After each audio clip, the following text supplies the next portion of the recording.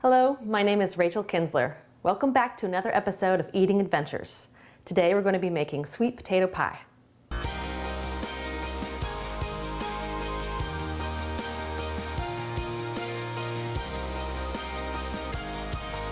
Today we are making sweet potato pie. This is one of those recipes that perhaps families pass down from generation to generation, and of course is very popular around holiday time. We have many different varieties of recipes to choose from in books from the Baltimore County Public Library. Here's one option, Cook's County TV show cookbook. And there's yet another recipe in Sweetie Pie's cookbook. This is a cookbook full of Southern recipes and soul food. The recipe we're doing today, I got from allrecipes.com. But the wonderful thing about these is you can try out different versions and see what you like the best. For this dish, you will need 1 to 2 sweet potatoes equaling 1 pound, a half cup of butter softened, 1 cup white sugar, half a cup milk, 2 eggs, a half a teaspoon ground nutmeg, a half a teaspoon ground cinnamon, 1 teaspoon vanilla extract, and 1 unbaked pie crust. The wonderful thing about this recipe is it's actually very easy and pretty fast as far as preparation. The first thing you want to do is preheat your oven to 350 degrees. You set that going while you do the rest of the preparations. For the sweet potatoes, you could put them in the oven and let them cook for a whole hour. I like the fast route of microwaving them to soften them up. And I've found that if you steam them in a pool of water, that makes it go much faster and leads to softer, more pliable sweet potato later on. So I'm going to try 2 today. These are kind of smaller ones. I have a dish full of some water, and I'll put that in the microwave for about 10 minutes.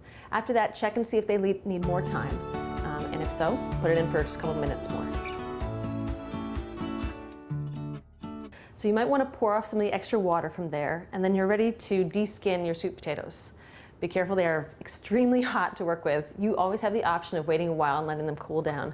That won't disrupt this at all, but just don't burn your fingers.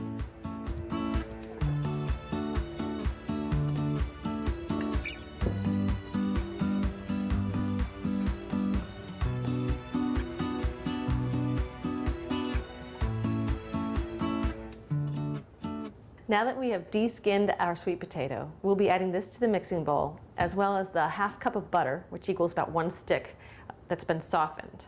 We're going to blend these up really well so it's nice and smooth before we add the other ingredients. If you're using a recipe that has eggs in it, you don't want to overbeat it. So we add those ingredients in later on.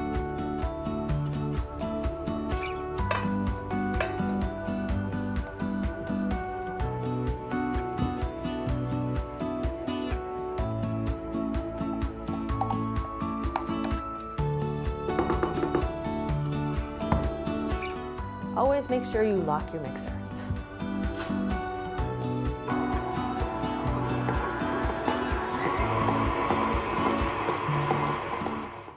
All right, now that we have a nice smooth consistency, we're going to add in all the rest of our ingredients.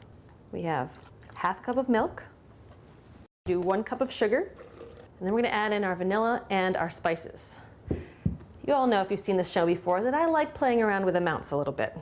In baking, you often have to be very precise about things like eggs and flour, but when it comes to your little flavorings, you have a bit more wiggle room. I don't tend to measure these myself. I just do a squirt of vanilla, and instead of doing the broken down cinnamon and nutmeg that the recipe usually calls for, I like to use the blend of pumpkin pie spice. It just simplifies it and it has a couple other things in it like allspice and ginger, which pumps it up just a little bit.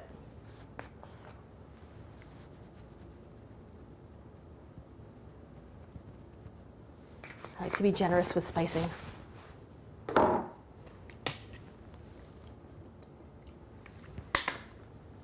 And finally, 2 eggs.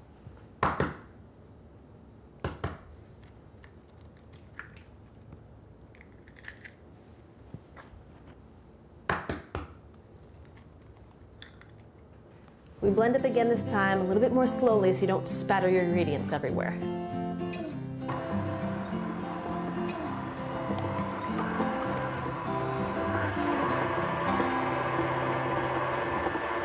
Now it's time to fill our pie crust. Today I am using a pre-bought pie crust that comes in a pan. This is one of your options. Traditionally, I typically use the pie crust that come two to a roll here, and they're all ready to spread in a pan.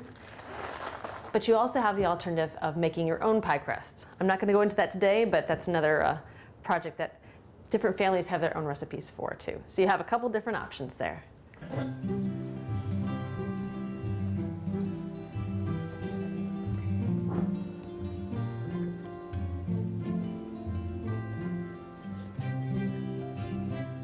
To make your transition to the oven smoother and to avoid having any kind of spills from this liquid, we're going to put this onto a cookie sheet, and that will give it a bit more stability as you're moving it back and forth from the oven.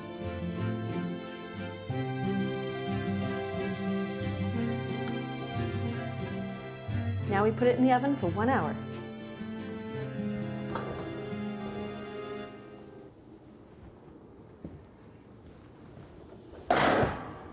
Ooh, nice and golden. After your pie is cooled enough so that the custard has set, you can cut a slice and enjoy.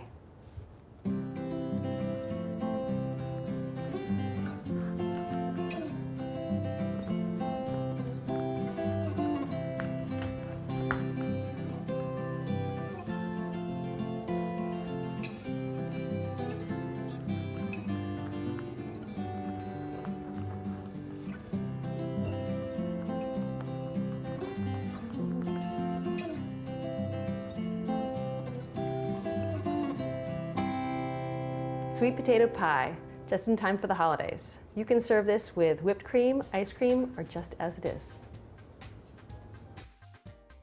Thanks again for joining me. Come into one of Baltimore County Public Library's branches to explore more options for baking. And next month, we'll have another episode of Eating Adventures.